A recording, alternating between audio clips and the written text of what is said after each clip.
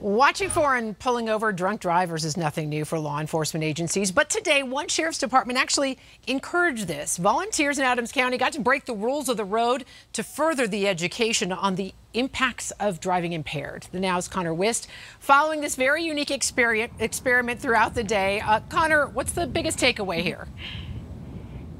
Teresa, it's one thing to talk about impaired driving, and it's another to see it demonstrated and for these people to actually experience it. So they were allowed to get high on marijuana today and also drink and even text while they were behind the wheel in front of sheriff's deputies. But in this safe and controlled setting, it's really helping out both sides of the issue.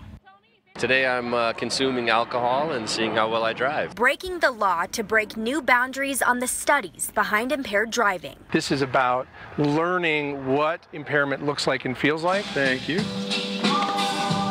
Adams County Sheriff's deputies are learning new techniques on how to spot drivers under the influence. Driving under the influence of alcohol, driving under the influence of marijuana, or texting and driving, distracted driving. Both alcohol and marijuana remain the main causes of car crashes in Colorado.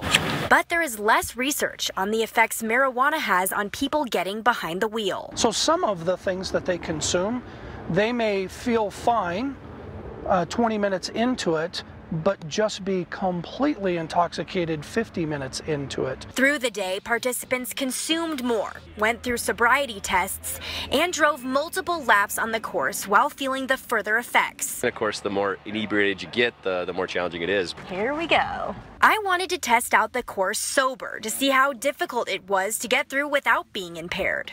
Did I get any? No, you didn't. Ah, yay! 2 left turns in a row. Parallel parking for me, even sober, is hard. While today was about collecting new data, footage, and more understanding, it's a big step towards keeping current drivers and the drivers of the future safer on our roads. I'm hoping that education piece, especially for our new drivers that are going to be behind the wheel soon, that is utilized in an educational sense. Today there were cameras pointed at inside the car at the drivers. Those are going to be used for training purposes for the sheriff's deputies as well as in classes for teen drivers too. And Teresa, this was also a really big opportunity for these people out here to see how much the substances can really impair them while they're driving, and just an overall learning experience for everyone out here today. Live in Commerce City for the Now Denver, I'm Connor Wist.